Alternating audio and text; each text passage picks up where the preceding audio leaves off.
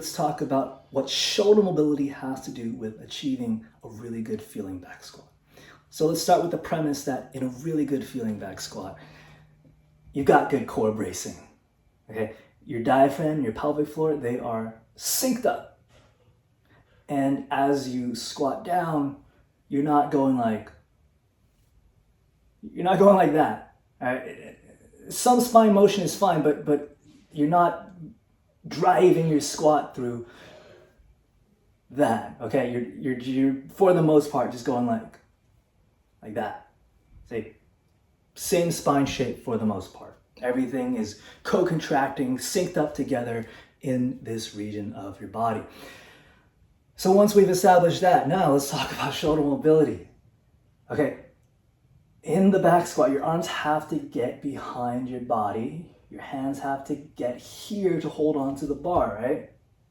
Now, what a lot of people overlook is that this actually takes more shoulder mobility than what a lot of people have access to, okay? You can try this out yourself. Just stand up tall, take a few breaths there, just get in your body, just feel out your spine shape, okay? Now, I want you to try moving your hands as far behind your body as you can without changing your spine shape, without rounding over at the top, without opening in the front like this. Okay, see just how good your behind the body shoulder mobility is. Now, if you are really restricted, let's say your arms go here and then you need to go like this to get your hands here. You need to round your back at this point already to get your hands here. Or you need to flare your ribs to get your hands here. Now, do you see how that lack of shoulder mobility, lack of behind the body shoulder mobility is going to get in the way of your core bracing? See, if I want to keep my core braced, then when I move my hands behind my body, I can't be using my spine to substitute for missing shoulder motion. See what I mean? So if this sounds like you, then what do you do next? Well, the first thing I would recommend is just being more mindful of your shoulder motion versus spine motion in your back squat. As you're setting up, as you're getting underneath the bar and getting your hands behind your body, just pay attention to, hey, am I getting my hands here via my shoulders going like this? Or am I going like this or this to complete that task? So that's honestly, that's the easiest fix, because right now, you may actually already have enough shoulder mobility to get here and then continue improving that through just mindful squat technique alone. Okay, that might be enough for you. You might have to lower the weight. You might have to keep the weights low enough to where you're able to focus on what you're doing and not just try to survive the weight, if that makes sense. Because, I mean, yes, you do have to push your limits at times, but when you're pushing your limits, you don't have the mental capacity to really think about what each joint is doing. Okay, so there's a time and a place for just pushing your limits and not thinking about internally what's going on.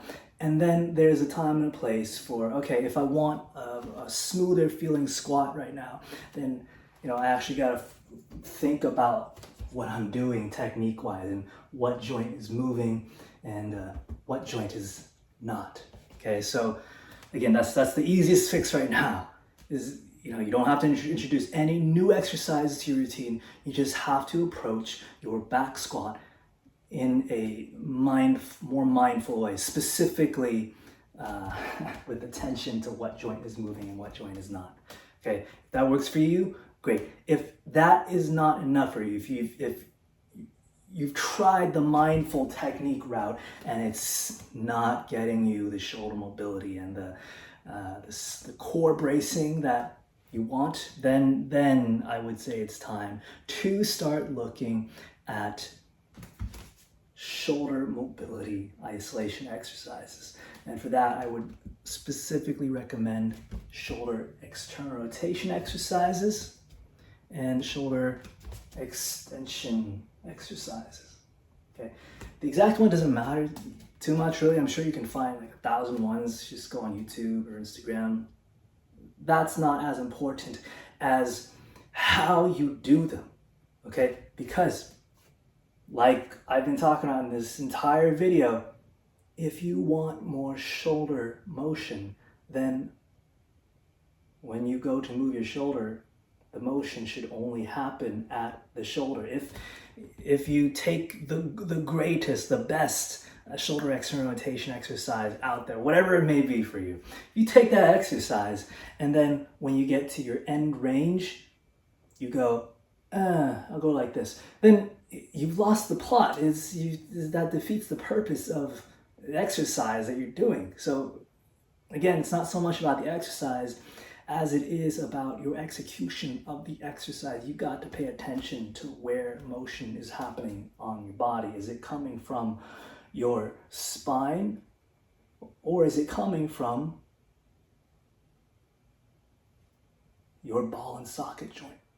Right? I'm shaking because I'm imitating what it's like when you get to your true end range, right? When you get to your end range, that's when your body starts getting really tempted to ask other joints, hey, can you complete this task for us? Hey, spine, can you join in? And that's like the moment of truth right there, where you've got to be really intentional and say, no, spine, don't move.